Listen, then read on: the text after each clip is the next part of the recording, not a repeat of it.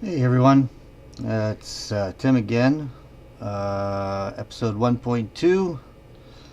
I know there's no 1.1, but I figured second episode, we'll put a 2 at the end, make it a little less complicated.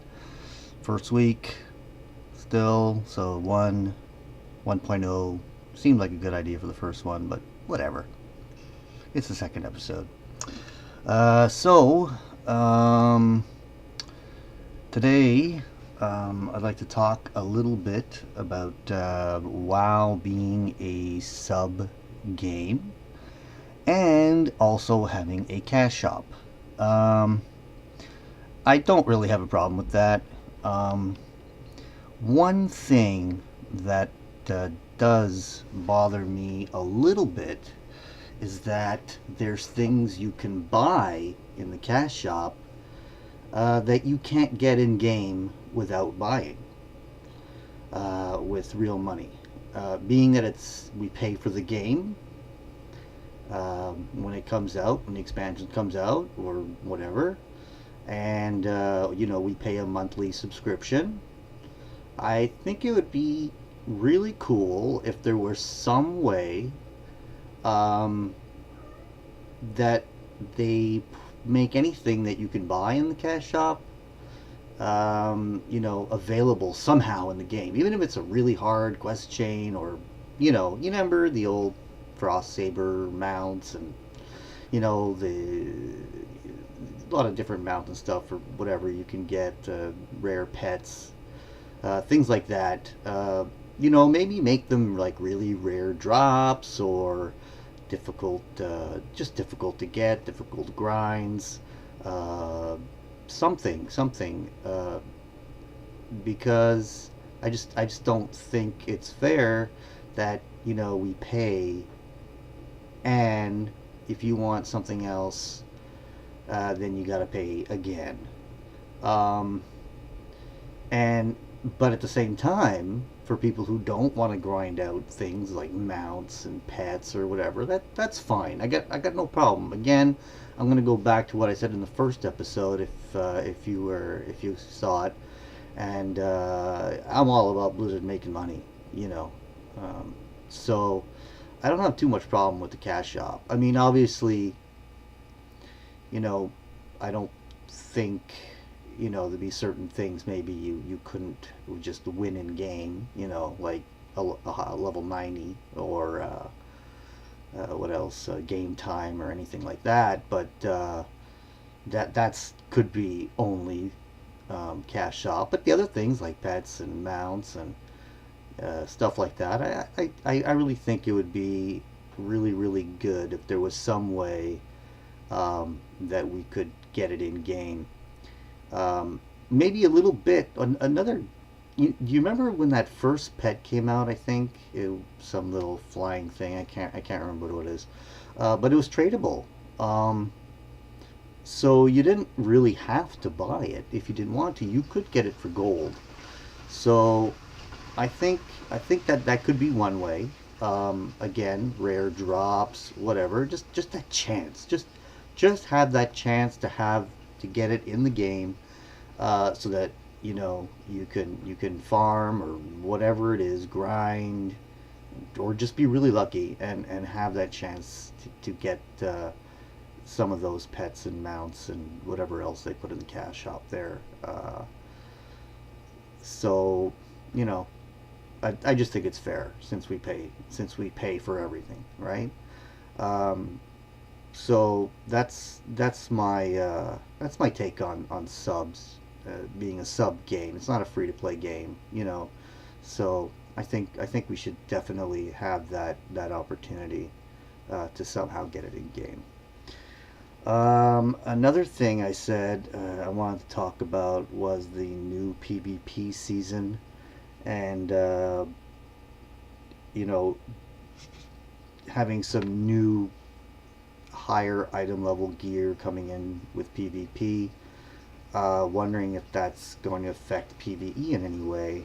Um, yeah, I thought about it a little bit, and I saw. I think it's still going to be lower, I guess, than what the normal raid gear, right? So I guess it won't really. I mean, I guess people will be able to PvP their way, you know, to maybe some of the higher content. Maybe instead of doing Throne of Thunder, whatever. If they like the PvP, they could do that, which is cool because you get to play the way you want. But some people might say, they don't have to do all the other stuff, and uh, I don't have too much to say about that. But I just wanted to talk about it and make my opinion on it.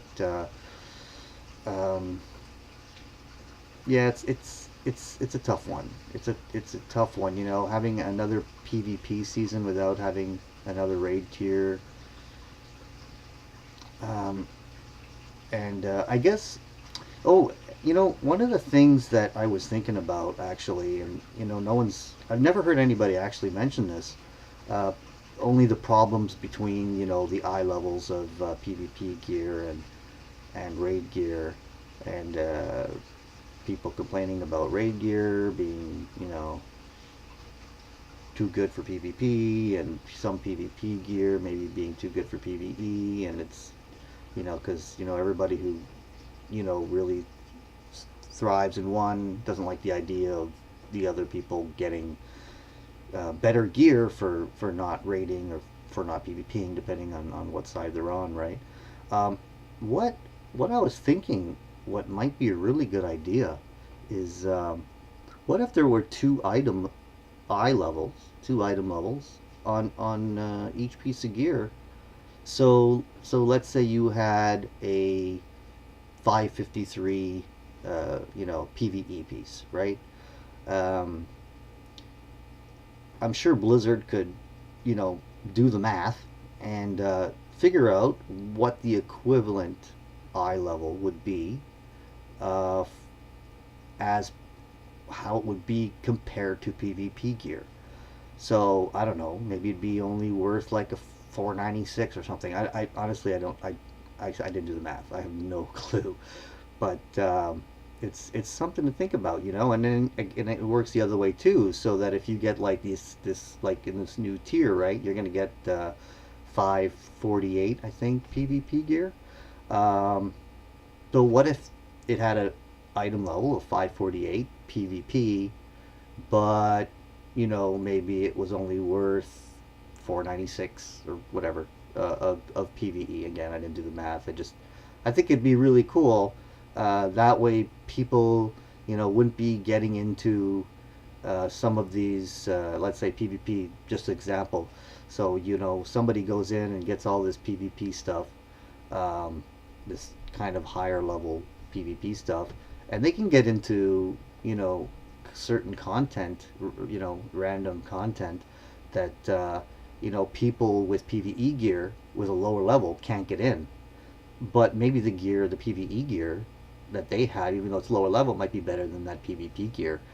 Um, so maybe that item level, so you'd have this chest piece, and it's 548 PvP, but it's only 496 PvE, and then that it would be that PvE item score that would count when calculating whether or not you can queue up to go into a heroic or a dungeon or a raid finder or whatever, and also when people inspect you, they can see, okay, your PvE item level is this much and your PvP item is this much, and I think it would give people that nice, easy um, way of really seeing how they're geared, because somebody could come in there with a 548, there could be totally PvP geared out, let's say. Oh man, and they just inspect them real quick and they see they have a 548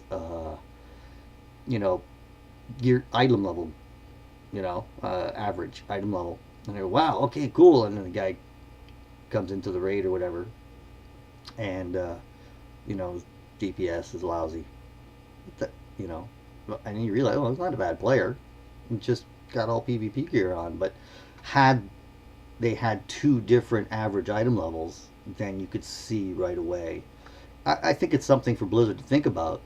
Um, so yeah, I mean, I just think that's a really great idea, and maybe someone will see this one day and go, hey, not bad. But we'll see. Um, what's next? Oh yeah, I want to talk about them taking away main stats in gems for warlords, and the way that secondary stats work. So, I think it's great actually that they're taking away the main stat. You know, intellect, agility, strength, stamina, whatever. You're not going to be able to get that in warlords on your gems anymore, and this is really, really going to help um, the people who are going to be taking advantage of um, the ability to change specs, right? As you all probably know already, you know, when you change specs, so you're, um, for example, I'm a druid, right? And I heal and I tank. So you know, and I'll be able with the way the new gear is going to work. Well, the way that you know Warlord is going to work. If you've got this uh, intellect item on, so I'm healing. I got my new you know whatever set piece of chest, and you know it's intellect because I'm in my healing spec, and then I switch to bear, right, and switch my spec, and that intellect will change to agility. Um, so I think this gemming thing is really good for that because now you don't have to worry about switching out gems and what a that would just make it a pain in the ass. It would take away the whole reason behind doing this, you know, making it real easy to switch back and forth, or like they said, you know, they want people to just put that piece of gear on, and then you can just have your your secondary stat gems on you all the time or whatever. And that leads me to how secondary stats work. Um, like I mentioned in the first episode, you're going to get my opinion as someone who is a very casual player. I'm not a min max guy, very easygoing. You know, always want the. I don't know, how does Gary Gannon say it? He likes the old cha-ching, you know, easy win, feel good slot machine, as he puts it.